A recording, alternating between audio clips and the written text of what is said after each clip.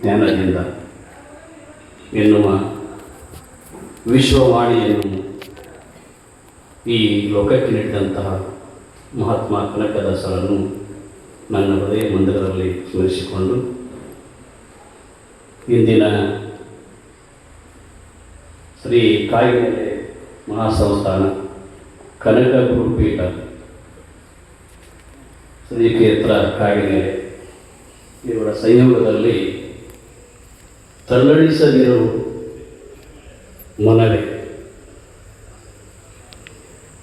ಅಲ್ಲಿ ಕನಕದಾಸರ ಉಕ್ತಿನ ಸ್ವಲ್ಪ ಮೊಟಕುಗೊಳಿಸಿ ಒಂದು ಶೀರ್ಷಿಕೆಯನ್ನು ಪೂಜ್ಯರು ಬಹಳಷ್ಟು ಅರ್ಥವತ್ತಾಗಿ ನೀಡಿದ್ದಾರೆ. ಈ ಸಮಾರಂಭದಲ್ಲಿ ಈ ಒಂದು ಘನ ವೇದಿಕೆಯ ಸಾನ್ನಿಧ್ಯವನ್ನು ವಹಿಸಿಕೊಂಡಂತಹ ಪರಮ ಪೂಜ್ಯ ಜಗದ್ಗುರು ನಿರಂಜನಾನಂದ ಮಹಾಸ್ವಾಮಿಗಳ ಅಡಿದಾವರಿಗಳಲ್ಲಿ ಪಡಮಟ್ಟು, ಹಾಗೆ ಈ ಸಮಾರಂಭದಲ್ಲಿ ಉಪಸ್ಥಿತಿರುವಂತಹ ಡಾಕ್ಟರ್ ಸಿದ್ದಣ್ಣ ಜಗ್ಬಾಡ್ ಅವರು, ನಾವಿಬ್ಬರೂ ಒಂದೇ ಕಾಲೇಜಿನಲ್ಲೇ ಕನ್ನಡ ಉಪನ್ಯಾಸಕರಾಗಿ ಗದಗಿನ ಕನಕದಾಸ ಮಹಾವಿದ್ಯಾಲಯದಲ್ಲಿ ಸುಮಾರು 35 ವರ್ಷಗಳ ಸೇವೆಯನ್ನು ಮಾಡಿದ್ದೇವೆ.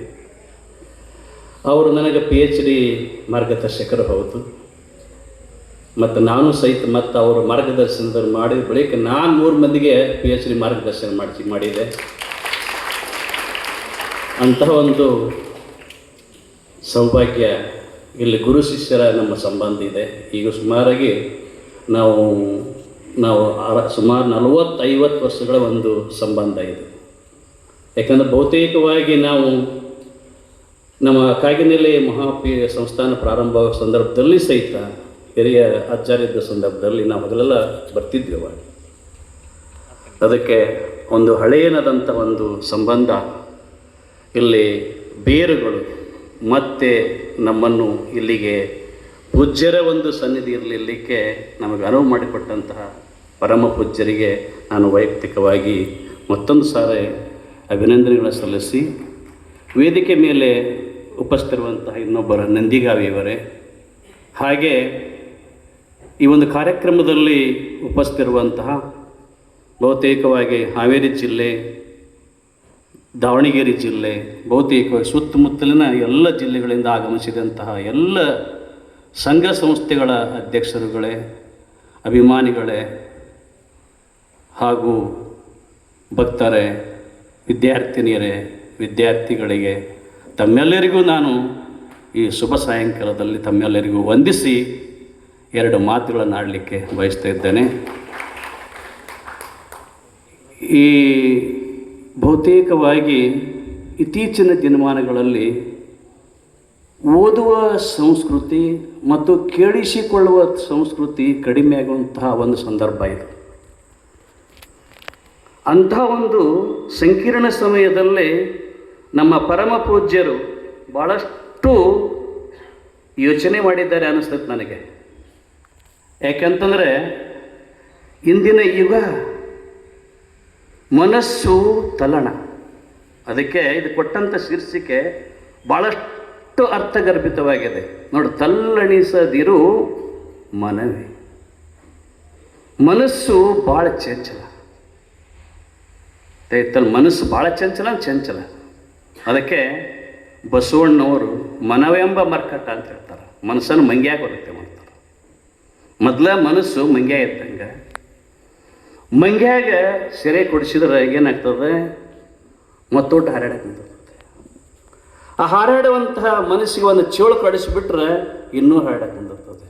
ಹಂಗೆ ನಮ್ಮ ಮನಸ್ಸು ಭಾಳ ಚಂಚಲ. ನಾವೆಲ್ಲ ನೀವು ಇಲ್ಲಿ ಇಲ್ಲೇ ಇದ್ದಾವೆ. ಯಾವುದು ದೈಹಿಕವಾಗಿ ನಾವು ಪ್ರೆಸೆಂಟ್ ಇದ್ದೇವೆ, ಮಾನಸಿಕವಾದ ಎಲ್ಲಿ ಗೊತ್ತಿಲ್ಲ ನಮಗೆ. ಅದಕ್ಕೆ ಮೊಲ್ಲ ಮನಸ್ಸನ್ನೇ ಗತ್ತಲ್ಲಿ ನಿಯಂತ್ರಣದಲ್ಲಿಡಬೇಕು ಅನ್ನೋದು ಸೂಚ್ಯವಾದಂಥ ಒಂದೇ ಗತ್ತಲ್ಲೇ ಈ ಒಂದು ಶೀರ್ಷಿಕೆ ನಮಗೆ. ಅದರ ಮೂಲಕವಾಗಿ ಮನುಷ್ಯ ಹಲವಾರು ತಲ್ಲಣೆಗೊಳಗಾಗ್ತಿದ್ದಾನೆ. ಯಾಕಂದರೆ ಇತ್ತೀಚಿನ ದಿನಮಾನಗಳಲ್ಲಿ ನೋಡ್ತಾ ಇದ್ದೆ ನಾವು ಹಲವಾರು ಸಂವಹನ ಮಾಧ್ಯಮಗಳು, ಮನಸ್ಸು ಒಂದು ಕಡೆ ನಿಲ್ಲೋದಿಲ್ಲ. ಮನಸ್ಸು ಹಲವಾರು ತಲ್ಲಣೆಗೊಳಗಾಗಿ ಅದು ಚಂಚಲ ಆಗುವಂಥ ಸಂದರ್ಭದಲ್ಲಿ ಇಂತಹ ಒಂದು ಏಗತ್ತಲ್ಲ ವೇದಿಕೆ ಮೂಲಕವಾಗಿ ಜನರನ್ನು ಜಾಗೃತಿ ಮಾಡುವುದರ ಮೂಲಕವಾಗಿ ಮನಸ್ಸನ್ನು ಹತೋಟಿ ಮಾಡಿಕೊಳ್ಳುವಂತಹ ಒಂದು ಸಂದರ್ಭವನ್ನು ಪ್ರಾರಂಭ ಮಾಡಿದ್ದು ಬಹಳಷ್ಟು ಔಚಿತ್ಯಪೂರ್ಣವಾದಂಥ ಸಂದರ್ಭೋಚಿತವಾದಂಥ ಒಂದು ಕಾರ್ಯಕ್ರಮ. ಅದಕ್ಕೆ ನಾನು ನೀವೆಲ್ಲರೂ ಸಹಿತ ಶ್ರೀಗಳ ಒಂದು ಕಾರ್ಯಕ್ರಮ ಎಲ್ಲರೂ ಸಹಿತ ತಲೆಬಾಗಲೇಬೇಕು. ಬಹುತೇಕವಾಗಿ ನಾನು ಬಹುತೇಕ ಮಠಗಳು ಇದರಿಂದ ವಿಮುಖ ಆಗ್ತಿದ್ದಾವೆ ಇತ್ತೀಚಿನ ಮನೆಗಳಲ್ಲಿ ನಾವು ನೋಡ್ತಾ ಇದ್ದೇವೆ. ಭಾಳಷ್ಟು ಮಠಗಳಲ್ಲಿ ನಮ್ಮಲ್ಲಿ ಗದಗಿನಲ್ಲಿ ಸಹಿತ ಶಿವಾನುಭವ ಗೋಷ್ಠಿ, ಆ ಗೋಷ್ಠಿ ಈ ಗೋಷ್ಠಿ ಮಾಡ್ತಿದ್ದಾರಲ್ಲ, ಆ ಸಂಸ್ಕೃತಿ ಏನಾಗುತ್ತೆ ಅಂದರೆ ಅದರಿಂದ ವಿಮುಖ ಆಗುವಂಥ ಸಂದರ್ಭದಲ್ಲಿ ನಮ್ಮ ಸ್ವಾಮಿಗಳು ವಿಮುಖತನದಿಂದ ಏಗತ್ತಲ್ಲ ಸಮ್ಮುಖದ ಕಡೆಗೆ ತರ್ತಾ ಇದ್ದಾರಲ್ಲ, ಅದು ಹೇಗತ್ತೆ ನಾವು ಮೆಚ್ಚಲೇಬೇಕು ಅಂತ ಒಂದು ಸಂದರ್ಭ. ಅದಕ್ಕೆ ತಾವೆಲ್ಲರೂ ಸಹಿತ, ಯಾಕಂದ್ರೆ ನಾನು ಈ ಸಂದರ್ಭದಲ್ಲಿ ಹೆಚ್ಚಿಗೆ ಮಾತಾಡ್ಲಿಕ್ಕೆ ಹೋಗೋದಿಲ್ಲ.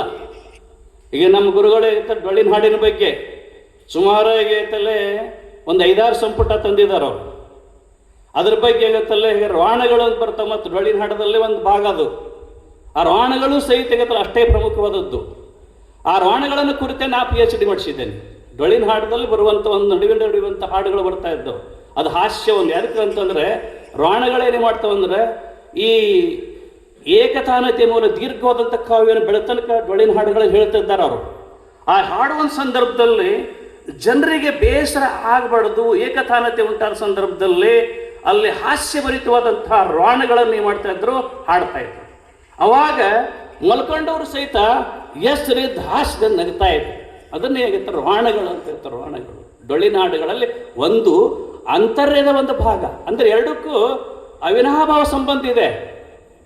ರಾಣ ಬಿಟ್ಟು ಡೊಳ್ಳಿನ ಹಾಡಿಲ್ಲ, ಡೊಳ್ಳಿನ ಹಾಡು ಬಿಟ್ಟು ರಾಣಗಳಿಲ್ಲ. ಅವೆರಡೂ ದೇಹ ಮುಖ್ಯ ಹಾಗೂ ತಲೆ ಹೃದಯ ಮುಖ್ಯ ಅಂತ ಹೇಳಕ್ಕೆ ಬರೋದಲ್ಲ, ಎರಡು ಮುಖ್ಯನೇ ಅದಕ್ಕೆ, ಅದರ ಹೃದಯ ಇದ್ದಂಗೆ. ಅಂಥ ಒಂದು ಹಾಡುಗಳು ಏನಾಗುತ್ತಲ್ಲ ಇತ್ತೀಚಿನ ದಿನಮಾನ ಕಣ್ಮರೆಯಾಗ್ತಾ ಹೋಗ್ತಿದ್ದವು. ಅವನು ದಾಖಲೀಕರಣಗೊಳಿಸುವಂತಹ ಮತ್ತು ಜೊತೆಗೆ ನಮ್ಮೆಲ್ಲರನ್ನು ಸಹಿತ ಒಂದುಗೂಡಿಸಿ, ಈಗ ನಾ ಪೂಜ್ಯರಿಗೆ ಒಂದು ಮನವಿ ಮಾಡಿಕೊಡ್ತಾನೆ. ಇದನ್ನೇ ಬರೀ ನಾವು ಹೇಗತ್ತಲ್ಲ ಇದನ್ನು ಒಂದು ಕಾರ್ಯಕ್ರಮ ಮಾಡಿ ಹೇಗತ್ತಲ್ಲ 10 ಸಂಚಿಕೆ ಮಾಡಿದ್ರೆ ಅಜ್ಜಾರು, ಆದರೆ ಇದು ದಾಖಲೀಕರಣ ಆಗಬೇಕು. ಇದು ನಾವು ಯೂಟ್ಯೂಬ್ ಮೂಲಕವಾಗಿ ಬರೀ ನಾವು ಹೇಳಿಕೊಂಡು ಹೋದರೆ ಏನಾಗುತ್ತೆ ಅಂದರೆ ಉಳಿಯೋದಿಲ್ಲ. ಅದನ್ನೇ ಹೇಗತ್ತಲ್ಲ 100 ಸಂಚಿಕೆ ಆಗಲಿ 50 ಸಂಚಿಕೆ ಆಗಲಿ ನಮ್ಮ ಏನು ಉಪನ್ಯಾಸಕರು ಬರ್ತಾರೋ ಅವರಿಂದ ಕಡೆದು ರೈಟಿಂಗ್ ಮಾಡಿ ಅದನ್ನು ಒಂದು ಆರ್ಟಿಕಲ್ ತರಿಸಿ ಕೊನೆಗೆ 50 ಸಂಚಿಕೆ ಒಂದು ಪುಸ್ತಕವನ್ನು ಸಹಿತ ಶ್ರೀಮಠದಿಂದ ಮಾಡಬೇಕಂತ ಅವ್ರು ಭಿನ್ನ ಮಾಡಿಕೊಡ್ತಾ ಇದ್ದಾನೆ. ಅದಕ್ಕೆ ತಾವೆಲ್ಲರೂ ಸಹಿತ ಇದಕ್ಕೆ ಸಹಕಾರ ಬೇಕು. ಯಾಕಂದರೆ ಈಗ ಸ್ವಾಮಿಗಳು ಏನಂತಂದ್ರೆ ಹೇಗುತ್ತಲ್ಲ ನಮ್ಮನ್ನೇ ಆಗುತ್ತಲ್ಲೇ ಅವರು ನೇತಾರರು, ಅದ್ರ ಹಿಂದೆ ನಾವೇನಾಗುತ್ತೆ ಇದ್ದರೆ ಅವ್ರಿಗೆ ಏನಾಗುತ್ತಲ್ಲ ಒಂದು ರೀತಿ ಪ್ರೋತ್ಸಾಹ ಬರ್ತದೆ. ಯಾವುದೇ ವ್ಯಕ್ತಿ ಒಂದು ಕೆಲಸ ಮಾಡಬೇಕಾದ್ರೆ ನಾವೆಲ್ಲರೂ ಸಹಿತ ಭಾಳಷ್ಟು ಆಗುತ್ತೆ ಅವರಿಗೆ ಬೆನ್ನೆಲುಬಾಗಿ ನಿಂತ್ಕೊಂಡ್ರೆ ಎಂಥ ಕೆಲಸ ಆದರೂ ಸಹಿತ ಆಗುತ್ತಲ್ಲೇ ಅದನ್ನು ಮಾಡೋಕ್ಕೆ ಸಾಧ್ಯ ಆಗ್ತದೆ. ಅಸಾಧ್ಯ ಅನ್ನೋದಲ್ಲೇ ಇಲ್ಲ. ಅಂತಹ ಒಂದು ಕಾರ್ಯವನ್ನು ಆಗುತ್ತಲ್ಲೇ ಸ್ವಾಮಿಗಳು ಮಾಡ್ತಾ ಇದ್ದಾರಲ್ಲೇ. ಬಹುಶಃ ಇದು ಎಲ್ಲ ಕಡೆಗೂ ಸಹಿತ ಆಗುತ್ತಲ್ಲ ಇದು ಒಂದು ಕಡೆಗೆ ಸ್ಥಾವರ ಆಗದೆ ಇದು ಜಂಗಮ ಆಗಬೇಕಂತ ನಾನು ಮನವಿ ಮಾಡಿಕೊಳ್ತಾನೆ ವಿಚಾರಲ್ಲಿ.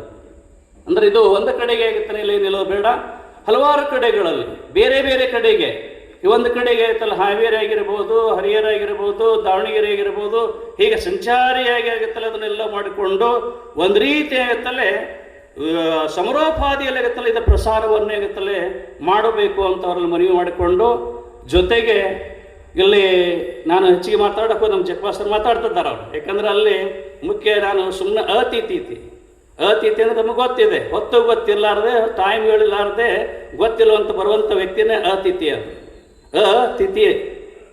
ಅದು ಅತಿಥಿ ಅಂದ್ರೆ ಏನಾಗ್ತದೆ ಅಂದರೆ ಹೊತ್ತಿಗಿಲ್ದ ಅದು ಬರಾವ, ಅದಕ್ಕೆ ತಿಥಿ ಅಂದರೆ ಗೊತ್ತಾದ ಸಮಯ.